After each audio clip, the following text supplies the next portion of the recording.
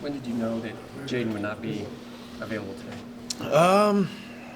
It was probably, it was later in the week, obviously. We tried to get him through. He missed some team segments like on Tuesday, some, and, he was, it was like, he practiced actually, Wednesday? practiced the first week we were off, right? So it was like, yeah, and then I just kind of started getting tighter and tighter on him as practice went on. So that was a little concerning.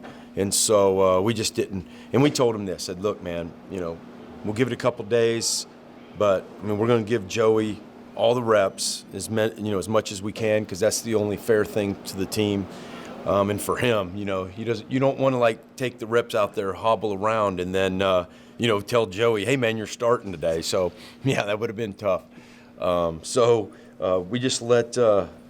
I had a great conversation with the kid, and I said, look, man, you got to be honest with me. I want you to be you. You're you because you can do certain things. And there's no reason for you to go out there and try to be something you're not, because all that's going to do is you're going to have a possibility of risking injury.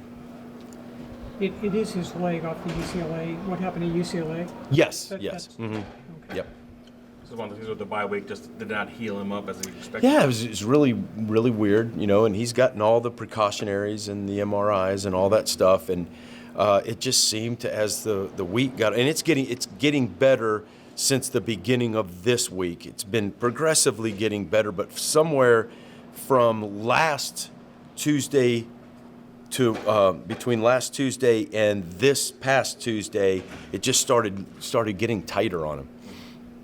When you said you got to be honest with me, you were talking to Jayden. You were talking about Jayden, right? Yes, because kids, he's a fierce. He may not act like it, but he's a fierce competitor, and he's all the way up to that point. I'm great. I'm good. I'm good. I'm good. I'm good. I'm good. I'm good. Right?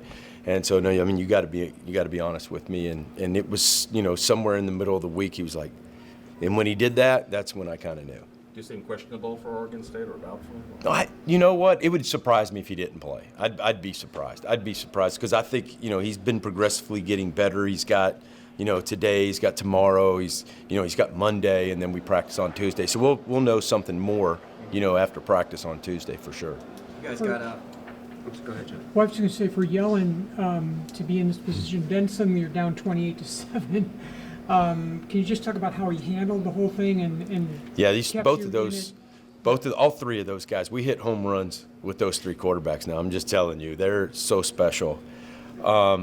Joey, he's very similar to Jayden. He doesn't get too high, doesn't get too low. He throws a pick, he turns around, I got to look that safety off a little bit longer. Never panics, all of that stuff. So. And just so you guys know, because we have a freshman quarterback in Jayden, Joey doesn't get any reps in practice. Zero, none. For him to come in and do what he did, that may be one of the best true freshman, performances, first game, considering all things, considering what he's got going on. We've already talked about our situation on the offensive line, and he almost got knocked out of the game on the third play of the game. He bruised his shoulder really bad, couldn't hardly throw the football, and then just toughed it out the rest of the game, and unbelievable performance. I can't say enough about it. It's pretty amazing. So he was pretty seriously banged up. Yeah, he was. He got smoked on the third play of the game. Got hit, shoulder driven into the ground. Matter of fact, we were telling Ethan to warm up, thought we had lost him. So he toughed it out, played the rest of the game, and did what he did. Man, is unbelievable. Was there a conversation in the week when you had to kind of tell Joey that he is starting, and how did that go?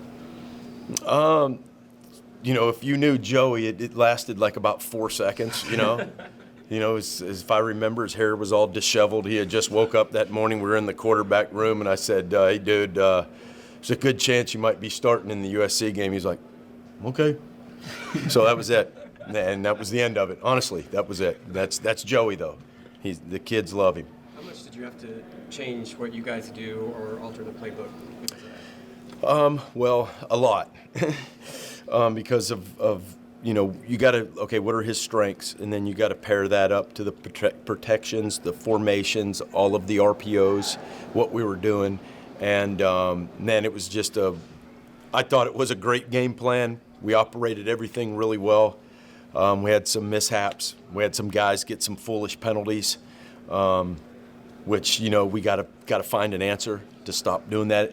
Eventually, the foolish penalties that becomes selfishness, all right?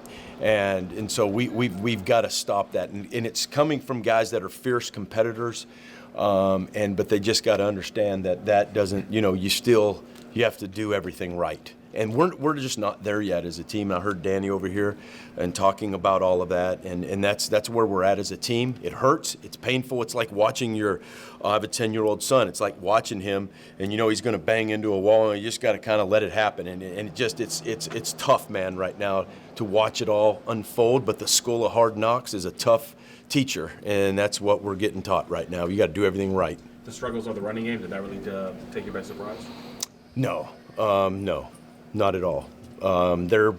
I thought, people may disagree with me. I thought Utah had strength and they had that number 6, but I thought these guys were better up for front sevens better than Utah, and so I knew it was going to be tough sled. What did you think about the final drive? You didn't have any timeouts to work with. You had the drop by tight end.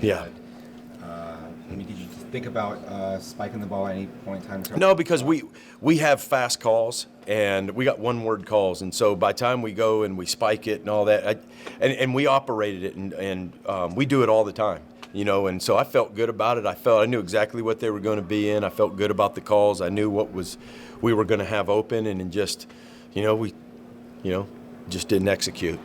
Was using those timeouts on defense, was that designed to give you more time coming down the field, or what was to use up those last 2 timeouts for?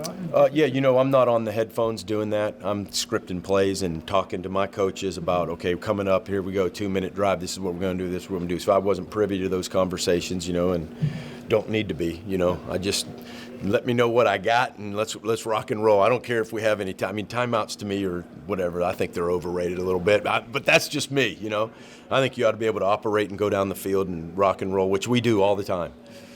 You do a lot of fades, a lot of the just like the, Mm-hmm. Did you like just the opportunity for the matchups, or was that just because of protecting? Yeah, we felt like we were better than them on the perimeter. Going into the game, we felt like they were better than us in the front 7, but we were better than them with our 3 wide receivers, with the experience that they have and how many games they've played. And not saying that we were more talented. Those guys are very talented guys. They're young, though. They're inexperienced. You heard Danny talking about that. And so you have to take advantage of those matchups. I thought we did. And I'll look back at the film and see. I wish we could have hit a couple more and held on to a couple more of them. What about the interception on the first one? Yeah, he just needs to hold the safety with his eyes just a little bit more, and that's just a product of playing in your first ball game, But that was a heck of a play by that kid, man. Wow. You mentioned that because Daniels is a freshman, you haven't seen a whole lot from Joey at practice. What was his progression like the last week at practice? It got a lot better as he went on.